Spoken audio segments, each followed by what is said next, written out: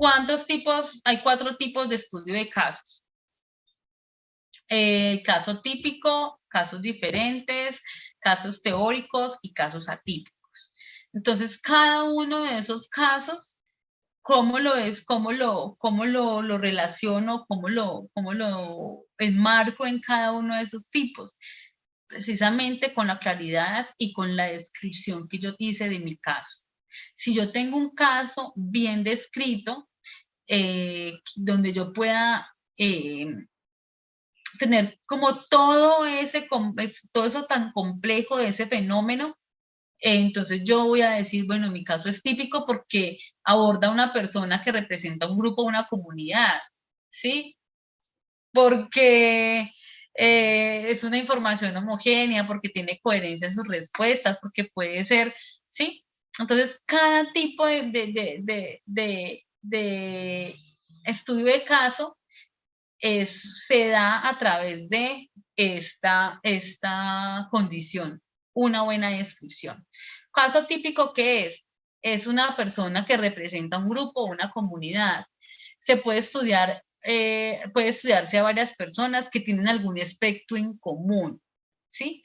Por lo que hay cierta homogeneidad o coherencia en sus respuestas.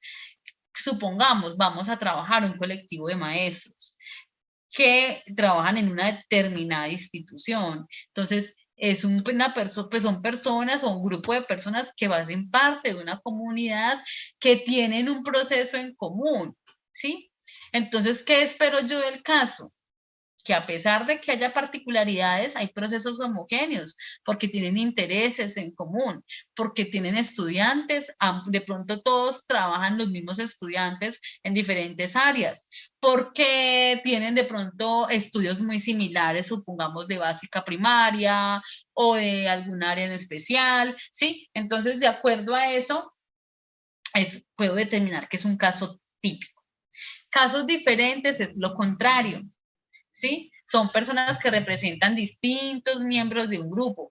Pueden variar en género, raza, ser diferentes miembros de una familia, tener algunas características que pueden significar diferentes formas de pensamiento o de expresarse o reaccionar ante la situación que vive. Es decir, no de pronto las personas que son mi caso, son casos diferentes, es decir, son casos aislados o son personas que son en diferentes formas de pensar, que tienen de pronto contraposición, entonces por eso se determinan o se denominan casos diferentes, contrario al caso típico, porque son muy específicos, pertenecen a una comunidad, tienen una relación y un vínculo común que hace que de pronto haya más homogeneidad en sus respuestas. Mientras que en los casos diferentes, como son diferentes, se tiende o se tiene más claridad de que hay y una contraposición de opiniones, de visiones, de representaciones, de concepciones. Casos teóricos, estos casos se escogen porque permiten probar algún aspecto de una teoría. Este estudio de casos, como ya les había comentado, es muy potente para la creación de nuevas teorías, porque precisamente, supongamos, hay estudios que cogen, por ejemplo, la teoría de las inteligencias múltiples.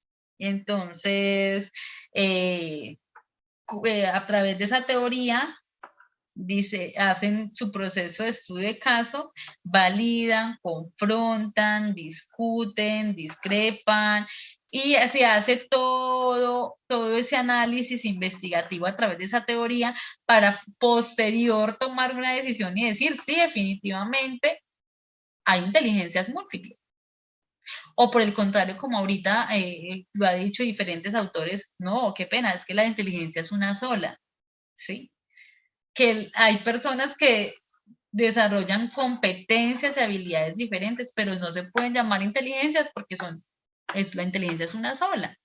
¿Sí? Entonces, de acuerdo a ese análisis que ha hecho la teoría y los autores que han estudiado esa teoría, pueden tomar esas decisiones y contraponer el autor, dar una discusión, poner en tela de juicio, poner en duda la aplicabilidad de esa teoría en este sector educativo, en fin, O, por ejemplo, en la parte de la salud también se da mucho esos casos, como yo les decía, ellos incluso tienen páginas donde cuentan sus casos médicos. Entonces, supongamos, ellos están, por ejemplo, el uso de un medicamento, el uso incluso, por ejemplo, implantes, cualquier tipo de procedimiento médico, ellos pues, proporcionan información de lo que ha ocurrido con esos estudios, con esa teoría y lo que ellos de pronto han vivido en sus laboratorios, en sus clínicas, y entonces dicen, no, yo recomendé este medicamento a este paciente y le dio sueño durante todo el día. O le generó este tipo de reacción, entonces propongo no dárselo más. Entonces, por eso es que a veces, generalmente, en algunos momentos, se escuchan decisiones médicas que, por ejemplo, este medicamento se suspende o este procedimiento se suspende o ya no se hace ese procedimiento así como se hacía antes. Por ejemplo, en los dentistas habían unos estudios muy importantes frente a una discusión frente a lo que se hacía históricamente y lo que se hace ahora, ¿no? Anteriormente, la gente iba al dentista y se sacaban los dientes que necesitaban. Ahora la misión de los dentistas es proteger su diente, así sea, esté malo, esté pequeño, esté fracturado.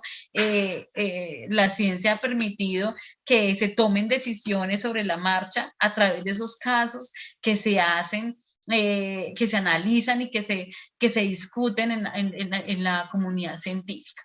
Por eso es que el estudio de caso es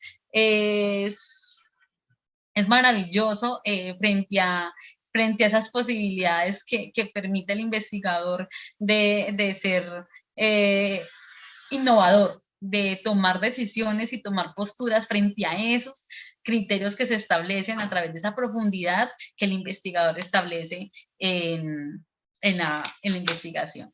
Y por último están los casos atípicos, que son personas con alguna característica peculiar que los hace diferentes a los demás. Hay personas de pronto con alguna enfermedad diferente, una condición especial,